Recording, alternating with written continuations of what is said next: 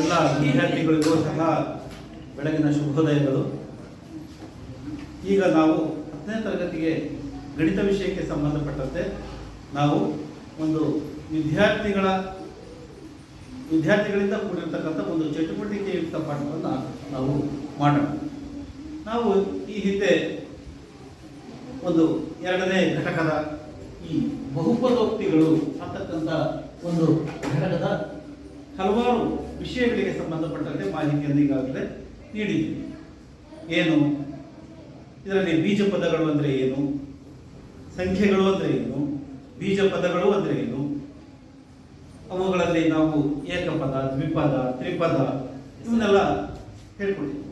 ಜೊತೆಗೆ ಈ ಬೀಜೋಕ್ತಿಗಳನ್ನ ನಾವು ಬಹುಪದೋಕ್ತಿಗಳು ಅಂತ ಯಾವಾಗ ಕರಿತೀವಿ, ಬಹುಪದೋಕ್ತಿಗಳು ಅಂದರೆ ಏನು, ಬಹುಪದೋಕ್ತಿಯ ವಿಧಗಳು ಯಾವುವು, ಹಾಗೂ ಬಹುಪದೋಕ್ತಿಗಳಿಗೆ ಸಂಬಂಧಪಟ್ಟಂತೆ ಇನ್ನಿತರೆ ಕೆಲವು ಮಾಹಿತಿಗಳನ್ನು ನಿಮಗೆ ಈಗಾಗಲೇ ತಿಳಿಸಿದ್ವಿ. ಈಗ ನೀವು ಎಷ್ಟು ಮಟ್ಟಿಗೆ ನೀವು ಕಲಿತಿದ್ದೀರಾ ಅಂತಕ್ಕಂಥದ್ರ ಒಂದು ಪೂರ್ವಜ್ಞಾನವನ್ನು ಇವತ್ತು ಚಟುವಟಿಕೆಯುಕ್ತ ಮೂಲಕ ನಿಮ್ಮಿಂದ ನಾನು ಈ ಚಟುವಟಿಕೆಯ ಒಂದು ತರಗತಿಯನ್ನು ಕೇಳಲಿಕ್ಕೆ ಬಯಸ್ತೇನೆ. ಈಗ ನೀವು ವಿದ್ಯಾರ್ಥಿಗಳು ಇಲ್ಲಿ ಬಂದು ಒಬ್ಬೊಬ್ಬರಾಗಿ ಈಗ ಕಲ್ತಿರ್ತಕ್ಕಂಥದ್ದನ್ನು ನೀವು ಇಲ್ಲಿ ಪ್ರಸ್ತುತಪಡಿಸಬೇಕು. ಬನ್ನಿ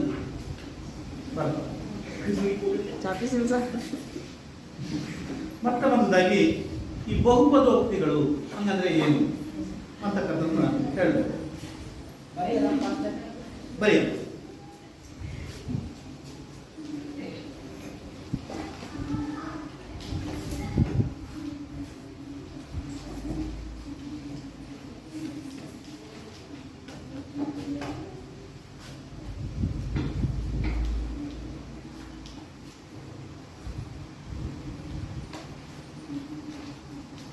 ಹೇಳ್ಕೊಳ್ತಾ ಬರೀ.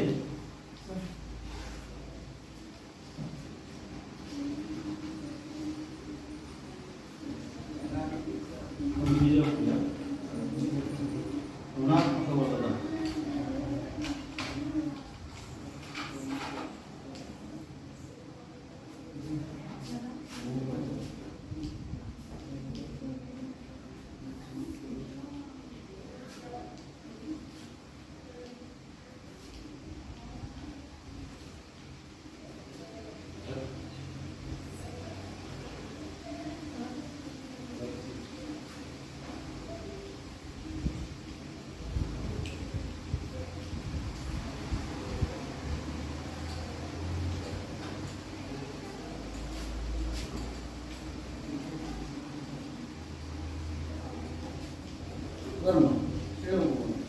ಬಹುಪದೋಕ್ತಿಗಳ ಡೆಫಿನೇಷನ್ ಹೇಳ್ಕೊಂಬ ಬಾ ಹೇಳ್ಬಾ ಇಲ್ಲಿ.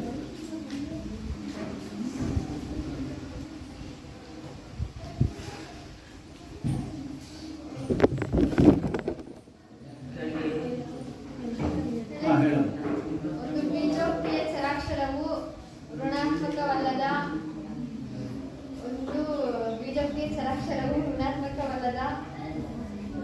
ಪೂರ್ಣ ಸಂಖ್ಯೆಗಳ ಘಾತಸೂಚಿಗಳನ್ನು ಬಹುಪದೋಕ್ತಿ ನೋಡ.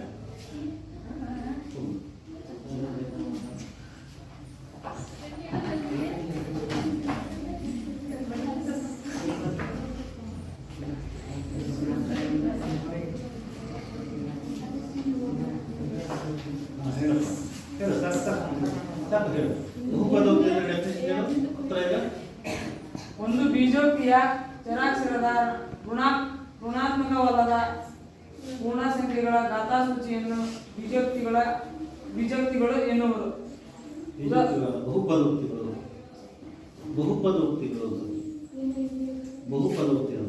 ಋಣಾತ್ಮಕವಲ್ಲದ ಪೂರ್ಣ ಸಂಖ್ಯೆಗಳನ್ನ ಹೊಂದಿರತಕ್ಕಂಥ ಋಣಾತ್ಮಕವಲ್ಲದ ಘಾತಸೂಚಿಯನ್ನು ಹೊಂದಿದ್ರೆ ಅದನ್ನ ಬಹುಪದೋಕ್ತಿಗಳು ಅಂತ ಕರಿತೀವಿ. ಬಹುಪದೋಕ್ತಿಗಳು ಎನ್ನುವರು.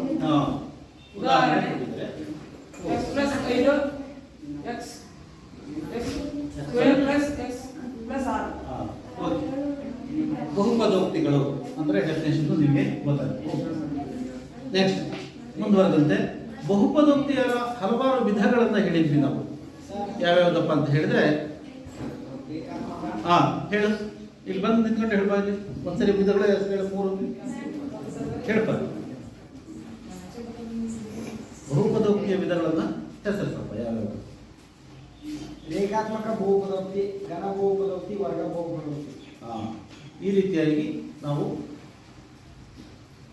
ರೇಖಾತ್ಮಕ, ವರ್ಗ ಹಾಗೂ ಘನ ಬಹುಪದೋಕ್ತಿಗಳನ್ನ ಹೇಳಿ, ಹೌದಲ್ವಾ? ಈಗ ಒಂದೊಂದಾಗಿ ಡೆಫಿನೇಷನ್ ಹೇಳಿ. ರೇಖಾತ್ಮಕ ಬಹುಪದೋಕ್ತಿ ಅಂದ್ರೆ ಏನು? ರೇಖಾತ್ಮಕ ಎಲ್ಲದ ಈ ಕಡೆಯಿಂದ ಒಬ್ರು ಬರೀ, ಈ ಕಡೆಯಿಂದ ಒಬ್ರು ಬರೀ. ಹಾ ಹೇಳು. ರೇಖಾತ್ಮಕ ಬಹುಪದೋಕ್ತಿ ಚರಾಕ್ಷರದ ಅತಿ ಹೆಚ್ಚಿನ ಘಾತಾಂಕವನ್ನು ಹೊಂದಿದ್ದರೆ ಅದನ್ನು ರೇಖಾತ್ಮಕ ಬಹುಪದೋಕ್ತಿ ಎನ್ನುತ್ತಾರೆ. ನೀನೊಂದ್ಸರಿ ಹೇಳ್ಬೋದು.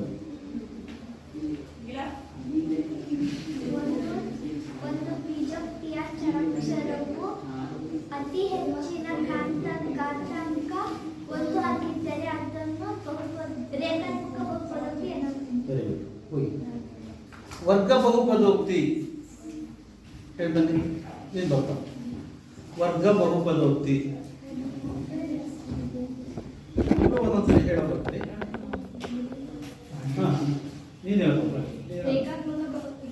ವರ್ಗ ಬಹುಪದೋಕ್ತಿ ಹಾ. ಒಂದು ಬಹುಪದೋಕ್ತಿಯು ಚರಾಕ್ಷರದ ಅತಿ ಹೆಚ್ಚಿನ ಘಾತಾಂಕ 2 ಹೊಂದಿದ್ದರೆ ಅದನ್ನು ವರ್ಗ ಬಹುಪದೋಕ್ತಿ ಎನ್ನುತ್ತಾರೆ. ಹಾಂ ನೀನು ಹೇಳಮ್ಮ. ನೀನು ಕಾಣಿಸ್ತಾನೆ ಇಲ್ಲ. ಒಂದು ಬಹುಪದೋಕ್ತಿಯನ್ನು ಅತಿ ಹೆಚ್ಚಿನ ಘಾತಾಂಕ 2 ಆಗಿದ್ದರೆ ಅದನ್ನು ವರ್ಗ ಬಹುಪದೋಕ್ತಿ ಎನ್ನುತ್ತೇವೆ. ಇನ್ನೊಂದ್ಸರಿ. ಒಂದು ಬಹುಪದೋಕ್ತಿ ಅತಿ ಹೆಚ್ಚಿನ ಘಾತಾಂಕವನ್ನು 2 ಆಗಿದ್ದರೆ ಅದನ್ನು ವರ್ಗ ಬಹುಪದೋಕ್ತಿ ಎನ್ನುತ್ತೇವೆ. ಈ ಕಡೆ ನೆಕ್ಸ್ಟ್ ಘನ ಬಹುಪದೋಕ್ತಿ, ಅದನ್ನು ಯಾರು ಹೇಳ್ತೀರಾ?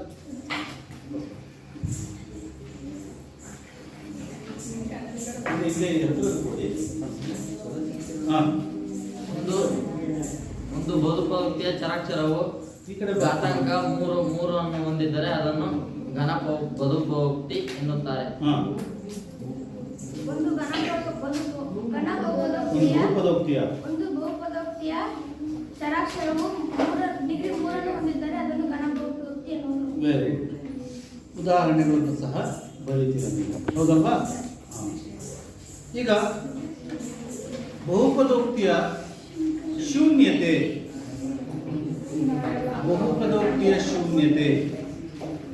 ಒಂದ್ಸರಿ ಡೆಫಿನೇಷನ್ ಬರೆದ್ಬಿಟ್ಟು ನಂತರ ಹೇಳು.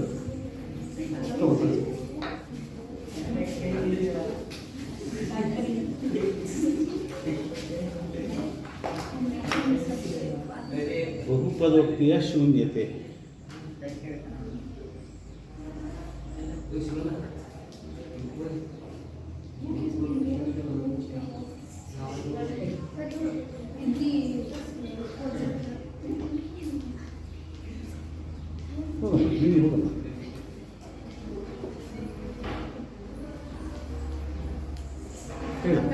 ಅಲ್ಲಿ ಕಾಣಿಸಲ್ಲ, ಈ ಕಡೆ ಬರ್ಬೇಕು.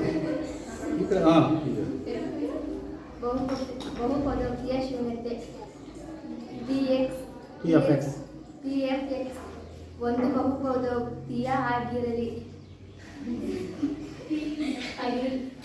PA=0 ಆದಾಗ Pನ ಶೂನ್ಯತೆ ಎನ್ನುವರು. ಯಾರು ಹೇಳ್ತೀರಾ? ಸರಿಯಾಗಿ ಹೇಳಲಿಲ್ಲ. ಇನ್ನೊಬ್ರು ಯಾರು ಹೇಳ್ತೀರಾ? ಹಾಂ ಬಪ್ಪ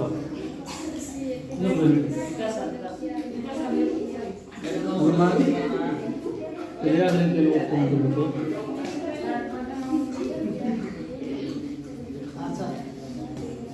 ಓದಪ್ಪ.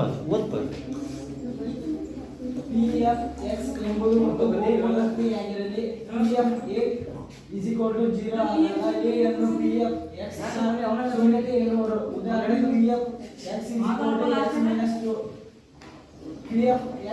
PF(2) 2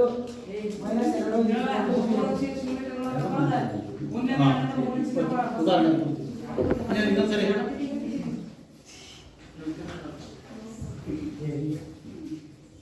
PF(x) ಒಂದು ಬಹುಪದೋಕ್ತಿ ಆದಾಗ A ಅನ್ನು PX ನ ಶೂನ್ಯತೆ ಎನ್ನುವರು. ಸರಿನಾ? ಪಿ ಎ ಒಂದು ಬಹುಪದೋಕ್ತಿ ಆಗಿರಲಿ P A equal to A 0 ಆದಾಗ ಎ ಅನ್ನು ಪಿ ಎಕ್ಸ್ ನ ಶೂನ್ಯತೆ ಎನ್ನುವರು. ಅದು ಉದಾಹರಣೆಯನ್ನ ಕೊಡ್ತಾ ಇದ್ದೆ. ಇದು ಒಂದು ಪಿ ಎಫ್ ಎಕ್ಸ್ ಅಂತ ಒಂದು ಬಹುಪದೋಕ್ತಿ ಇದೆ. ಆ ಎಕ್ಸ್ಗೆ ನಾವು ಒಂದು ಎ ಅಂತಕ್ಕಂಥ ಎರಡು ಅಂತಕ್ಕಂಥ ಬೆಲೆಯನ್ನು ಕೊಟ್ಟಾಗ ಎರಡು ಬೆಲೆಗಳು 0 ಆಗುತ್ತೆ, ಶೂನ್ಯತೆಯಿಂದ ಬರುತ್ತದೆ. ಹಾಗಾದ್ರೆ ಈ ಬಹುಪದೋಕ್ತಿಯ ಶೂನ್ಯತೆ ಎಷ್ಟು? 2 ಅಂತಕ್ಕಂಥ ಈ ಬಹುಪದೋಕ್ತಿಯ ಶೂನ್ಯತೆ. ಹೀಗೆ ನಾವು ಶೂನ್ಯತೆಗಳನ್ನ ಹೇಳಿದ್ವಿ. ಈಗ ಮುಂದೆ ಈ ಬಹುಪದೋಕ್ತಿಯ ಶೂನ್ಯತೆಗಳು ಈ ನಕ್ಷೆಯಲ್ಲಿ ಎಷ್ಟಿರ್ತದೆ, ಹೇಗಿರುತ್ತೆ? ನಾನು ನಕ್ಷೆಯನ್ನು ಬರೆದು ಆ ಶೂನ್ಯತೆಗಳ ಸಂಖ್ಯೆಯನ್ನು ನೀವು ಹೇಳಬೇಕು. ಒಂದು ಇಬ್ರು ಬಂದು ಹೇಳಿ. ಈ ಕಡೆ ಬಂದಿರಿ. ಯಾರು ಬರ್ಮ? ನೀನೆ ಬರ್ಮ, ನೀನೆ ಬರ್ಮ ಬಪ್ಪ. ಹಾಂ,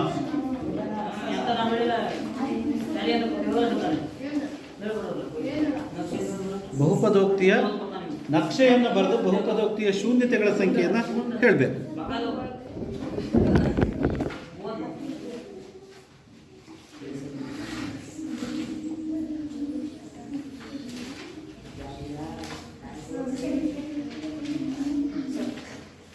ನಕ್ಷೆ ಹೇಗಿದೆ? ಅದು ಒಂದು ಶೂನ್ಯತೆ ಅಂದ್ರೆ ಎಕ್ಸ್ ಅಕ್ಷವನ್ನು ಹೇಳೋದು ಒಂದು ಬಿಂದುವಿನಲ್ಲಿ ಕತ್ತರಿಸಿದೆ. ಆದ್ದರಿಂದ ಒಂದು ಶೂನ್ಯತೆ ಆಗಿದೆ. ಬಹುಪದೋಕ್ತಿಯ ಶೂನ್ಯತೆಗಳ ಸಂಖ್ಯೆ 1 ಆಗಿದೆ. ಹೌದಾ? ಅಂದ್ರೆ ಒಂದು ನಕ್ಷೆ, ಇದು ನಕ್ಷೆ ಹೌದಾ? ಇದು ಎಕ್ಸ್ ಅಕ್ಷ ಮತ್ತು ವೈ ಅಕ್ಷ ಗುರುತಿಸಬೇಕು. ಅಲ್ಲಿ ಬಂದರು ನೀವು ಎಕ್ಸ್ ಅಕ್ಷವನ್ನು ಗುರುತಿಸಬೇಕು, ಇದು ವೈ ಅಕ್ಷವನ್ನು ಗುರುತಿಸಬೇಕು. ಇದು ನಕ್ಷೆ. ಎಕ್ಸ್ ಅಕ್ಷವನ್ನು ಎಷ್ಟು ಬಿಂದುಗಳಲ್ಲಿ ಕತ್ತರಿಸಿದೆಯೋ ಅದನ್ನು ನಾನು ಬಹುಪದೋಕ್ತಿಯ ಶೂನ್ಯತೆ ಎನ್ನುವುದು ಹೇಳಿ. ಬರ್ತು ನಿಮಗೆ ಏನು ಚಿತ್ರ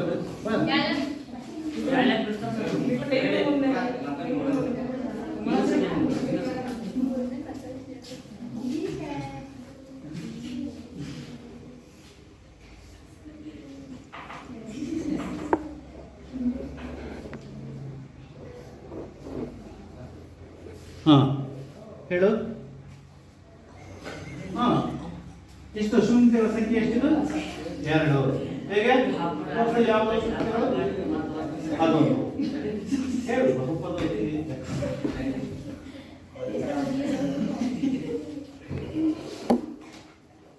ಎರಡು ಶೂನ್ಯತೆ ಇದೆ ಅಂದ್ರೆ ನೀವು ಎಕ್ಸ್ಪ್ಲೈನ್ ಮಾಡಿ ಕೇಳಬೇಕಾಗುತ್ತೆ.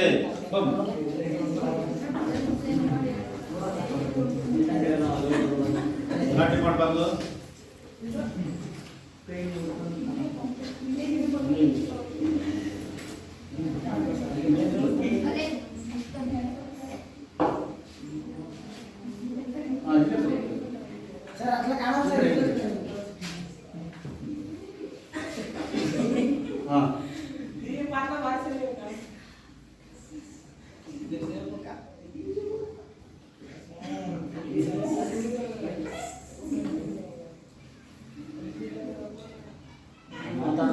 ಮಾತಾಡ್ಬೇಕು. ಇಷ್ಟಿದಾವೆ ಶೂನ್ಯತೆಗಳಿವೆ, 3 ಶೂನ್ಯತೆಗಳಿವೆ. ಏನು? ನಕ್ಷೆಯು 3 ಬಿಂದುಗಳಲ್ಲಿ ಎಕ್ಸ್ ಅಕ್ಷವನ್ನು ಕತ್ತರಿಸಿದೆ. ಎಕ್ಸ್ ಅಕ್ಷವನ್ನು ಕತ್ತರಿಸಿದೆ. ಹೌದಾ? ಆದ್ದರಿಂದ ಶೂನ್ಯತೆಗಳ ಸಂಖ್ಯೆ ಎಷ್ಟು? 3. 3 ಒಂದ್ಸರಿ ಈ ಚಿತ್ರದಲ್ಲಿ ನಕ್ಷೆಯು ಎಕ್ಸ್ ಅಕ್ಷವನ್ನು ಒಂದು ಬಿಂದುವಿನಲ್ಲಿ ಕತ್ತರಿಸಿದೆ.